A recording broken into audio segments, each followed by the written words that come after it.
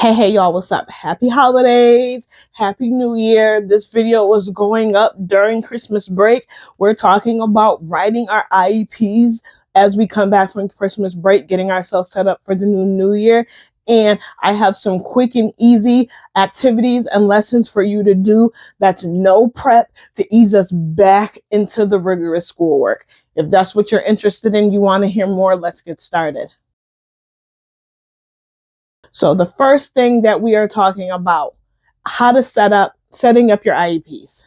So I recently made a comment over on my TikTok about we do not do IEPs in May, June. So we have recently made a video over on my TikTok that we do not do IEPs in May, June, August, or September. Okay.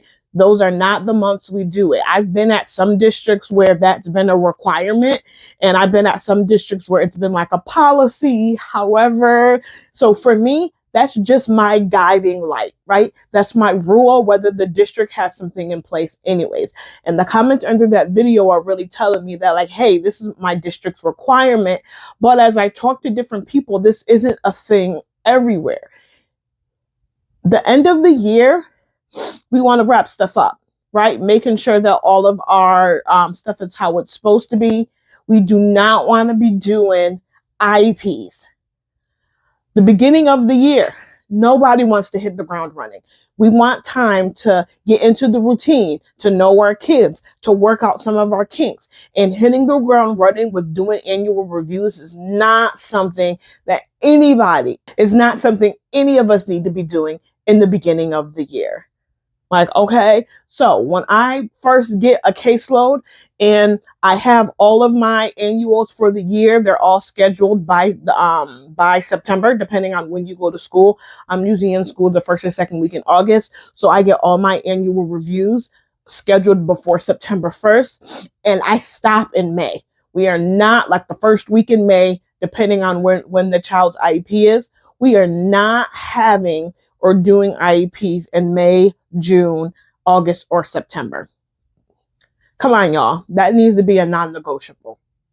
And once you set up your caseload that way and you have those 4 months at the end of the year and those 4 months at the beginning of the year just to chill and to relax, to get the little nitpicky things under control, and then you just coast. And like, it sets it up, like you set yourself up. You set yourself up, right? And that's what we're doing, because here we teach easier. Yeah, we have a large caseload. We have a lot of kids and a lot of stuff to do. Now, I know there's caveats like reevaluations. Reevaluations are due when they're due, especially if they're opened up in the summer, or you get one that was opened up at the end of the year and it transferred over to the new year, right? That type of stuff is caveat. If you're doing an initial, you have a reevaluation. Those are the type of things that happen when they happen. But the one thing that we have control over is IEPs, the annual reviews.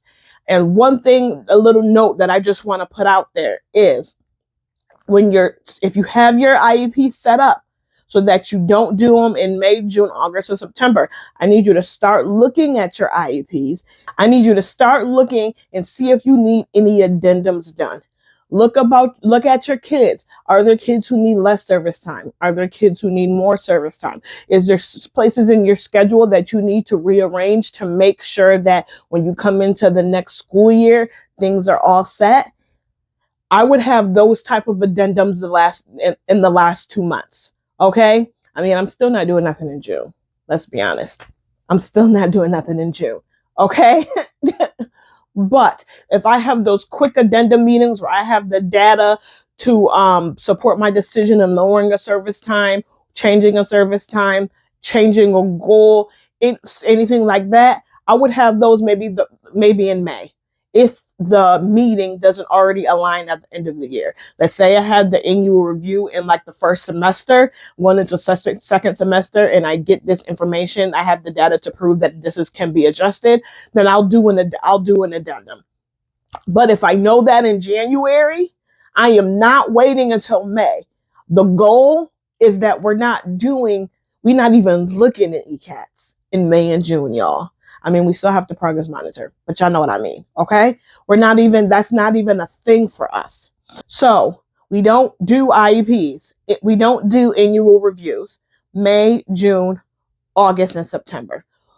In this time where it's our reset time. I've done a couple videos in a row where I'm talking about our reset time, right? That we want to go into second semester already set up. This is a time when we're looking at all of our kids on our caseload. Are their service times correct what they need to be? Do we have any where progress monitoring has showed they've mastered? Can we lower progress monitoring?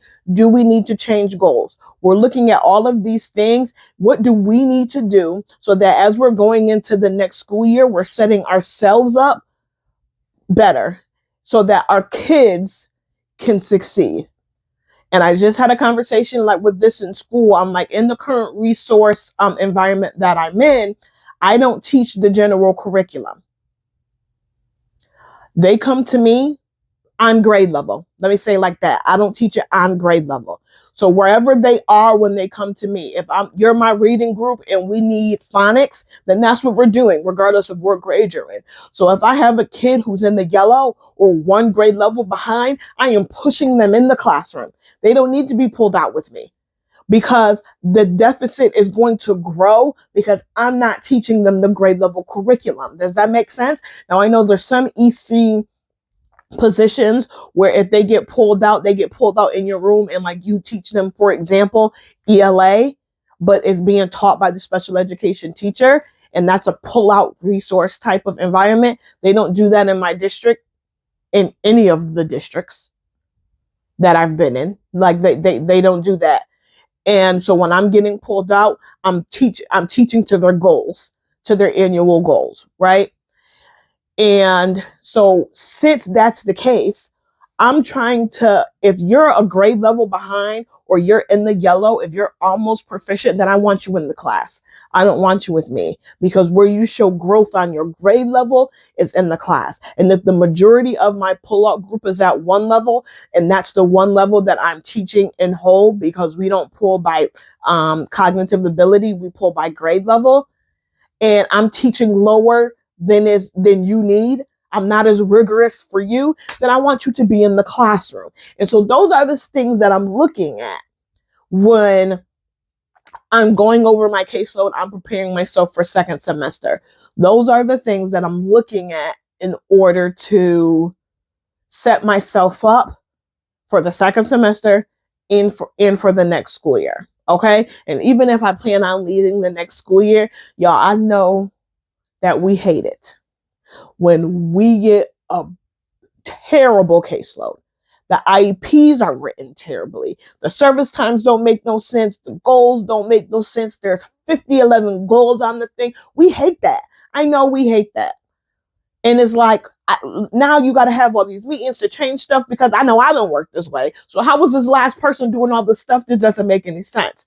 So whether you're choosing to stay in the position that you're in or not, getting your caseload set up to make your life easier makes it trickles down to the kids being more successful. Okay. And then you're also helping either whoever this person is next year or yourself. One other thing that I wanted to talk about before we go into resources is progress monitoring. Now, we all know how the goals are written, right? 80% accuracy, 4 out of 5 trials, 8 out of 10 trials, however it is. Pick how often you do your trials. Is it every week? Is it every 2 weeks? Is it once a month? Whatever your schedule is to do your trials, pick that, right? And then after you do 4 of them, I need you to sit down and look at the kid. Are they progressing? Can they do this? We're not waiting until annual reviews to change the goals. Especially with my philosophy that a kid should not have 11 goals. They shouldn't. Okay? They should not have 11 goals. I'm picking 1 or 2 things that I need to focus on. And then once they master that, then we can go to something else. That requires us to be looking at the data. After you hit your 4 times or your 5 trials, look at it. Did they meet at least 80% accuracy 4 out of 5 times? Yes. Then it's time to change that goal. Guys, let's not leave goals on there for the whole entire year just because we want to have another meeting. Addendum meetings are very quick. You click this, you write it on your invitation. Hey guys, this specifically is what we're talking about. You go in with your plan. I want to change the goal because of this. This is the data I have. This is what they can do, what they can't do. I will have an addendum meeting multiple times throughout the year if it means that I'm changing the annual goal of their service time because my kid is making progress. If the kid is making progress, and if we get to that 5 trials and we're looking and was like, no, this is not okay, then that should, or they're still not getting it. Then what instruction are we doing? What aren't they getting in the instruction? Is there anything that I can do different? What's the block? What are their tools? That stuff needs to be happening. That stuff, just how we expect gen ed teachers to use the data, to teach to the data, to adjust their instruction based on the data. That's our responsibility as well. We need to be doing that too. And because it's, y'all, I get an IEP. I do a little bit of direct instruction, or I give a assessment when I first get the caseload to see what the kid knows. And they got this. The goal is written well below what they can do at this current time. And that pisses me off, because if my only responsibility is teach to the goal, and I'm teaching you CVC words and you got that, I'm teaching you phonic blends and you got that, we're doing 1 through 10 addition and subtraction and you got that, and you're in 2nd or 3rd grade where that's not what they're working on in class, I'm like, what standard are we using that you can do? Remember, our annual goals, in my opinion, should be written to the standards. If they're at 3rd grade, and I'm looking at the 3rd grade ELA standards and they can't do that, so then I pick a 1st or 2nd grade, and then I'm looking and they can do the 1st or 2nd grade, then we need to go to 3rd grade. Y'all, addendums are fine. They are not anything that you need to be afraid of. There's nothing to be scared of. We're doing our addendums because throughout the year, we're updating the goals once they can do it. We're changing service times if we don't believe that they're spending too much time in EC or too much time in gen ed. If the kid is only seeing us once or twice a week and we're looking at the data, we're collaborating with the gen ed teacher and we're like, oh, they're really struggling, not with the grade level content, but the stuff below. If they're in 3rd grade and they're struggling with 1st and 2nd grade concepts, which is making it difficult for them to do the 3rd grade concept, well, maybe that's more EC services that need to happen. If they're in with EC and they're well above where the group is, they're meeting all their 4 out of 5 times, that you're giving them grade level content and grade level work just to assess on where they are, and they're able to do it with or without support, then they need less EC time. The students are benefited more in the general education curriculum if the goal is to teach them the grade level standards, the grade level curriculum in my particular district. I know not all districts are like that, like I previously said. But in my district, I go back down to the foundations. We need to build up these skills that you don't have, right? We're working on base 10 blocks, subtraction 1 through 10 with manipulatives, right? What is like doing the different skip counting. I'm doing CVC words, vowel sounds, like phonics, blending, depending on the grade level, like letter recognition consistently, letter to sound correspondence. That's the stuff I'm working on. So if you need that and that's something where you struggle, that is a grade level standard. It might not be your grade level standard, but it's a standard. But if you're doing some of this stuff and you're surpassing it, you got this, and you need to be on your grade level standard, you need to be in your classroom. And if you're in your classroom and you need to be on the foundational stuff that I'm doing in EC, then you need to be with me. But these addendum meetings, y'all, are so important to the progress of our kids. If they've done it, if they've mastered it, change it. If they've done it, if they've mastered it, change it. And so the last thing that I wanted to talk about here is let's throw a couple resources, because don't nobody like to teach before break. Don't nobody like to teach after break. We need quick, easy, no prep things that we can give to the kids that still are testing their skills, right? We're not playing duck, duck, goose. We still need stuff that are testing their skills where they can practice their skills, but we need it fun, we need it no prep, and we need it easy. Okay? So a couple of different things that I have.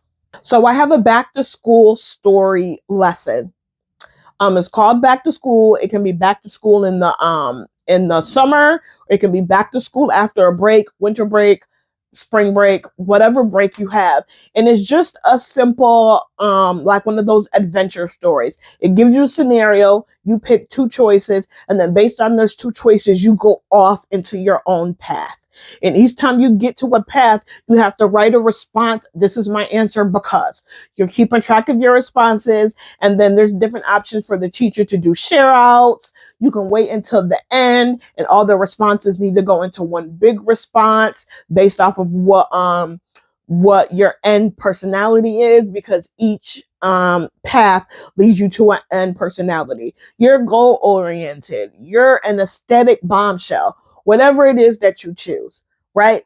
And so the part that they're practicing in that specific lesson or assignment or activity is their writing responses. They're writing responses. We need to be writing in full sentences, guys. We need to be restating the question. We need to make sure we're giving appropriate detail, whether it's a short response or a long response. So when have a bunch of short responses and we're adding those together, we should be able to just mush them, and then it reads well as a long response. And just being able to write properly, like when my kids come into my classroom, the first thing they do before we get into the direct instruction is the journal prompt. And I had to teach how I wanted the journal prompt done. Read the question, restate the question, write in your answer to the question. Like, I had to give them steps. I had to teach. I do sentence starters and all that other type of stuff. But it was like, would you rather this or that? Or if you had to pick, and it would be one word, I'm done. What? Like, no, go to the first available page. You got kids writing in the middle of the notebook. No, go to the first available page, put the date on the sheet. So that's one thing that I've seen with my kids specifically that I've seen as a deficit, that I decided to put some stuff out there to practice the skill of writing. Because I know everybody focuses on reading. That's definitely in a chaos state right now. We're focusing on math, but like those writing skills are important as well. Also for the new year, I have a lot of individual worksheets that you can buy individual or you can buy them bundled, where we're setting goals. Just those quick, we're setting goals. How was your break? Those quick different warm-ups, bell ringers, exit tickets, 5-10 minute activities that we can have for the kids that really get them back in the mindset of school. And it gives us the skill that we need. We're practicing writing, we're practicing goal setting, some of them we're practicing some comprehension. So it gives them the skill practice, but also gives us the information that we need as well. And having a worksheet printed, ready to go, simple, put it in the warm-up bin or the what do you call them? I call it the when I'm finished bin. You go up, you pick something out of the bin that I have, you complete the assignment, and then you turn it in, like those simple, quick. You're not playing no games. If you're done with what I asked you to do, these are the activities that I want you to do. Like those type of activities. They are perfect for that. Perfect for bell ringers or journal entries as you first enter the classroom. Perfect for exit tickets. So just to wrap it up, guys, set up your caseload now, yesterday, last year, right? Set up your caseload. We're not having IEPs in May, June, August, or September.